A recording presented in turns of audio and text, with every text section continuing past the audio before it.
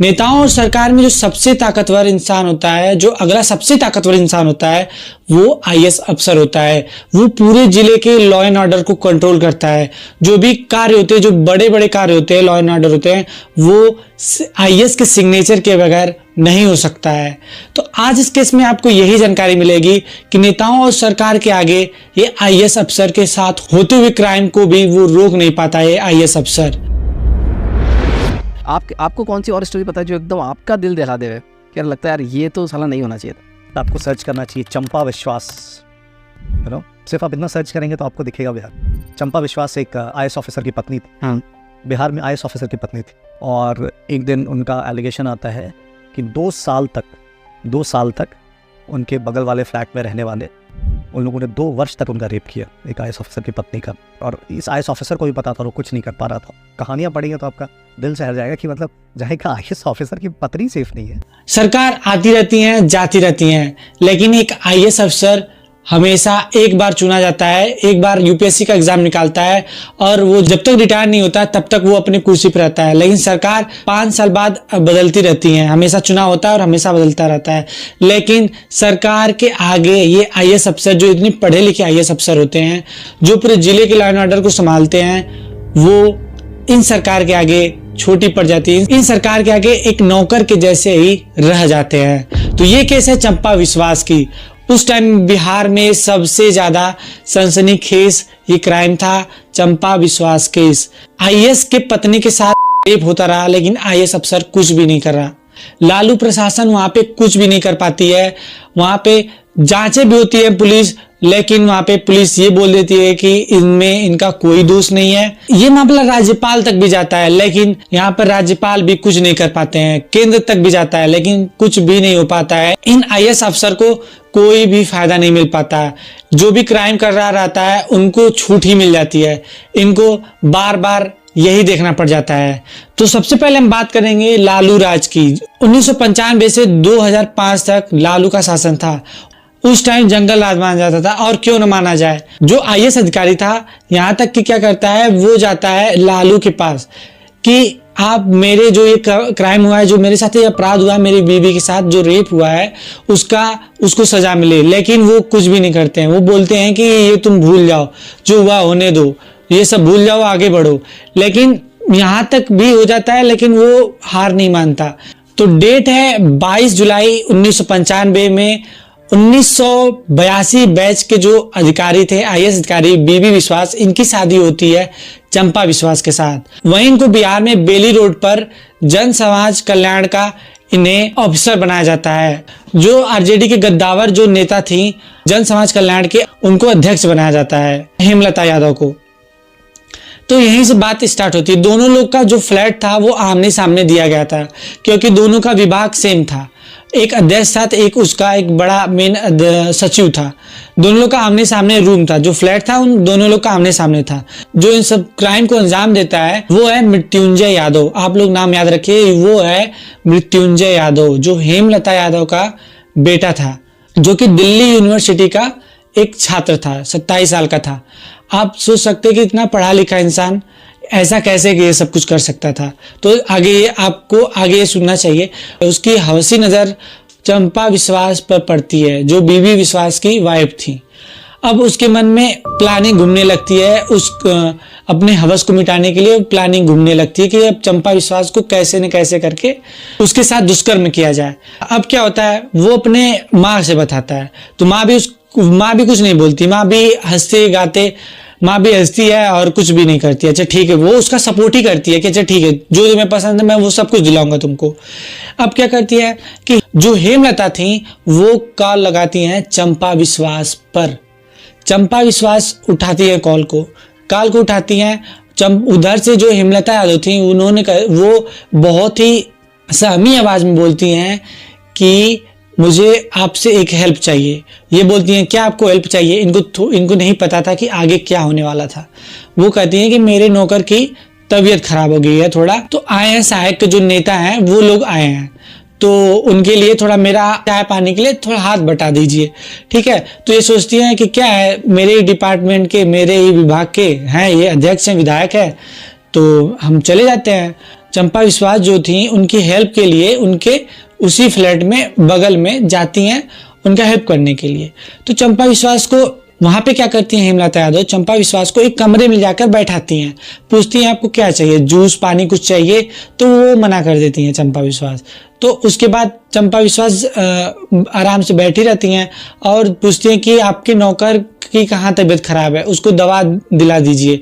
तो ऐसा कुछ तो तबीयत खराब नहीं थी, वो हेमलता यादव की एक प्लानिंग थी। अब हेमलता यादव क्या करती हैं कि आप बैठे रहिए, मैं अभी आप नौकर को लाता हूँ।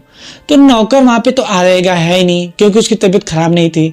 अब क्या करती हैं चंपा विश्वास जब बैठी रहती है अपने एक रूम पे, तभी मृत्युंजय यादव हेमलता यादव वहां से उस रूम से बाहर निकलती हैं। उनका बेटा मृत्युंजय यादव रूम में आता है और अंदर से दरवाजा बंद कर देता है।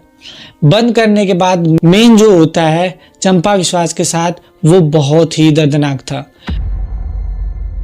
मृत्युंजय यादव रेप करता है और चीखती चिल्लाती रहती हैं। वहां पे जो भी सहायक नेता आए थे वो मतलब अपने आपस में हंस खेल रहे थे, मतलब उनका कोई वो कुछ भी नहीं कर रहा था, कोई वहां पे उनकी हेल्प नहीं की चंपा विश्वास की, बस सभी लोगों को मजे ही मजे ले रहे थे लोग। वो बाहर से हंस रहे हैं, किसी को कोई भी फर्क नहीं पड़ रहा था। इतने बड़े अफसर के वाइफ के साथ ऐसा हो रहा था, लोग वहां पे कुछ भी नहीं कर रहे थे। आप सोच सकते हैं उनको ये डर भी नहीं था कि एक आईएएस के वाइफ के साथ ऐसा कर रहे हैं तो उनके ऊपर केस हो सकता है, वो बड़े केस में जा सकते हैं, लेकिन उनको कोई भी खौफ नहीं था। अब क्या करते हैं, जब मृत्युंजय यादव रेप कर लेता है, जब बाहर निकलता है, तो उस हेमलता यादव क्या करती हैं कि धमकी देती हैं चंपा विश्वास को कि देखो तुम्हारा वीडियो सब कुछ रिकॉर्ड हो चुका है, फोटो क्लिक हो चुका है, तो अगर ये बातें जो बाहर बताओगी अपने हस्बैंड को बताओगी, जो वहां पे आईएएस अफसर था, अगर उसको बताओगी तो तुम ये जो फोटो है सारा कुछ लीक कर दिया जाएगा। तो ये क्या करती हैं, डर के मारे ये कुछ भी नहीं बोलती हैं, अपने घर पे किसी को भी नहीं बोलती हैं। बस इसी डर का फायदा ये मृत्युंजय यादव उठाता है। वो जब भी उसका मन करता था तब भी वो उसके घर में घुस जाता था, क्योंकि आसपास में फ्लैट था, तो फ्लैट में घुस के क्या करता था कि हमेशा हमेशा ये चंपा विश्वास के साथ करता था, बारी बारी। 1995 से 1997 तक ये रेप करता गया और जो भी इसके घर में विरोध करता था उसके साथ भी ये करता था। एक बार फिर इसी तरह क्या होता है कि उसके घर में मृत्युंजय यादव आता है, तो उनके घर में आईएएस की माँ भी आई थी, वो विरोध करती हैं, तो उनके साथ भी ये रेप करता है। बारी बारी वहां पे जो भी लोग थे उनका वहां पे रेप करता जाता है। चंपा विश्वास के साथ कर ही रहा था, लेकिन उनकी भतीजी के साथ भी वहां पे मृत्युंजय यादव करता है और उनके घर में जो दो नौकरानी आती थी उनके साथ भी करता है। मतलब इनको कोई भी किसी चीज का डर नहीं था और जो जिसके साथ करते थे बकायदा वो वीडियो रिकॉर्ड भी करते थे और उनको ब्लैकमेल भी करते थे। अब करते करते ऐसा हो गया था कि ये लोग सहते गए, लेकिन अब उसी के डर के चक्कर में इनके पेट में बच्चा भी हो जाता है, जिसका ये अबॉर्शन भी कराने जाती हैं। तो वो कोलकाता जाती हैं, चंपा विश्वास कोलकाता भी चली जाती हैं, वहाँ पे अपनी माँ के यहाँ अबॉर्शन कराती हैं और उनको ये भी डर था ये बार बार ऐसा होता रहेगा तो मुझे बार बार अबॉर्शन करना पड़ेगा। तो इसीलिए वो इतना क्रूर, इतना डर, इतना सब कुछ रहने के बाद वो उनके मन में डर बैठ गया था कि बार बार बच्चा होगा, इसीलिए वो नसबंदी भी करवा लेती हैं। तो आप समझ सकते हैं कि वो इतना बेबस थे, इतना बड़े आईएएस अफसर की वाइफ थी, लेकिन वो कुछ कर भी नहीं पा रही थी।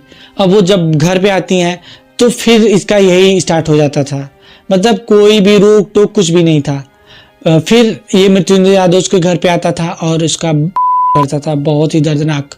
मतलब ये केस आप सुन के हैरान हो जाते होंगे कि इतना आपको ये खून खौल उठता होगा कि भाई इसको कैसे सजा मिलेगी, कैसे क्या होगा, इसको कोई इसके ऊपर कोई एक्शन होगा भी या नहीं होगा।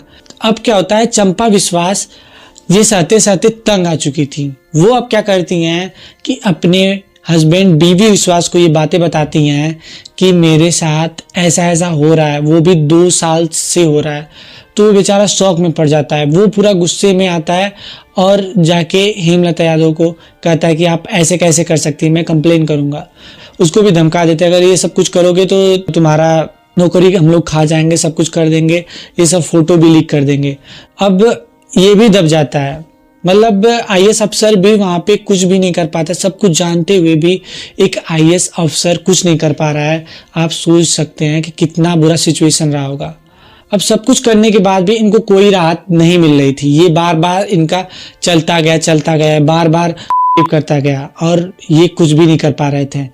तो अब क्या करते हैं, जो आईएएस अफसर थे वो वहाँ के तत्कालीन जो राज्यपाल थे, जो बिहार के तत्कालीन राज्यपाल थे सुंदर सिंह भंडारी, उनके यहाँ एक चिट्ठी लिखकर दोनों लोग, चंपा विश्वास और बीबी विश्वास, उनको लेटर लिखते हैं बाकायदा कि मेरे साथ ये क्राइम हुआ है।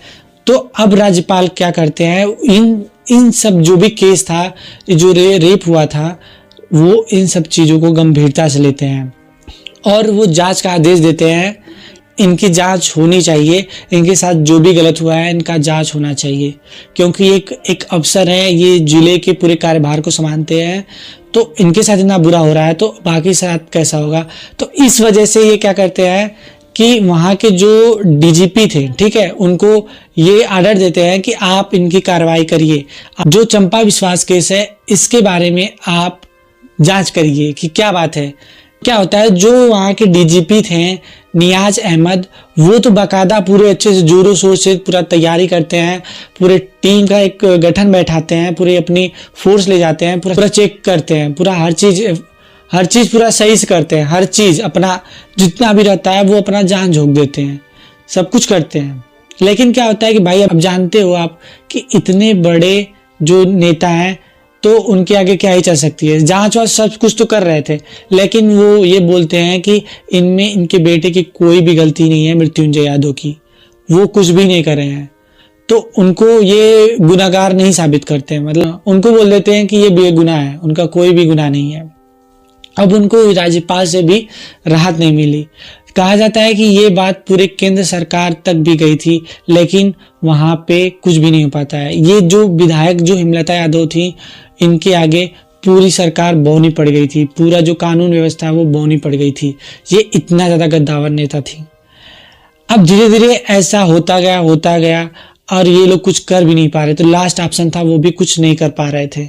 लालू तक भी गए, लालू ने कहा कि नहीं, अब जो भी हुआ है उसको भूल जाओ, जो भी हो रहा है होने दो, सब कुछ भूल जाओ।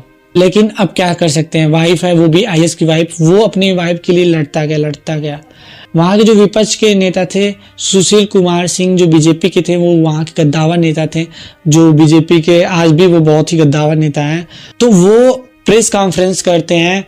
वहीं से जब प्रेस कॉन्फ्रेंस करते हैं तो पूरे मीडिया में ये बात उछलती है, जिसकी वजह से पूरा ये आग पकड़ लेता है। ये केस, पूरा क्राइम जो हुआ रहता है वो पूरा आग पकड़ लेता है, जिसकी वजह से वो लोग हेल्प करते हैं। जो उस हेल्प के बाद इन दोनों को पकड़ा जाता है, हेमलता यादव और उनके बेटे मृत्युंजय यादव को। पटना पुलिस ने आज सुबह बेली रोड के ऑफिसर्स फ्लैट पर छापा मारकर चंपा विश्वास बलात्कार कांड के आरोपी मृत्युंजय यादव उर्फ बबलू को गिरफ्तार कर लिया। मृत्युंजय यादव को पकड़ा जाता है, उन लोगों को 5 साल की सजा मिलती है। जांच में पता चलता है कि हाँ, इन्होंने ये गलती करा था, ये और इनकी माता ने मिलके, हेमलता यादव ने मिलके। अब उनको 5 साल की सजा मिलती है, जो कि हेमलता यादव कम से कम 1 से 2 साल तो वो फरार थी। जब वो पकड़ी गई तो वो भी 2 साल तक जेल में थी। तब ये क्या करते हैं, इनके पास एक ऑप्शन था हाई कोर्ट का। ये चाहते थे कि हाई कोर्ट से इनको राहत मिले, इनकी सजा कम हो, लेकिन उनको सजा कम भी हो जाती है। हाई कोर्ट वहाँ पे हेमलता यादव की सजा है वो कम हो जाती है और मृत्युंजय यादव की भी सजा में उनको रिहा कर दिया जाता है। 5 साल जेल में रह चुके थे। अब वो पटना हाईकोर्ट का रुख करते हैं। वहाँ पे होता है पटना हाईकोर्ट ये सुनाती है कि कोई एक पुख्ता सबूत नहीं है कि ये रेप किया हुआ है। जो हेमलता यादव की तरफ से जो वकील था वो ये बोलता है कि इनको फंसाने की कोशिश करी गई है। जो चंपा विश्वास थी वो मृत्युंजय यादव से प्यार करती थी। उन्होंने जब शादी के लिए मना कर दिया तो उन्होंने ये बोला कि मैं आपको फंसा दूंगी, आपको बर्बाद कर दूंगी, आपकी छवि खराब कर दूंगी। इसके लिए ये इनके ऊपर रेप करने का आरोप लगाई हैं। अगर ऐसा नहीं होता, वो बोलता है वकील, फिर आगे बोलता है क्या, ऐसा अगर नहीं होता ये 2 साल तक अपने अपने हस्बैंड जो आईएएस अफसर हैं उनको क्यों छिपाई रखी।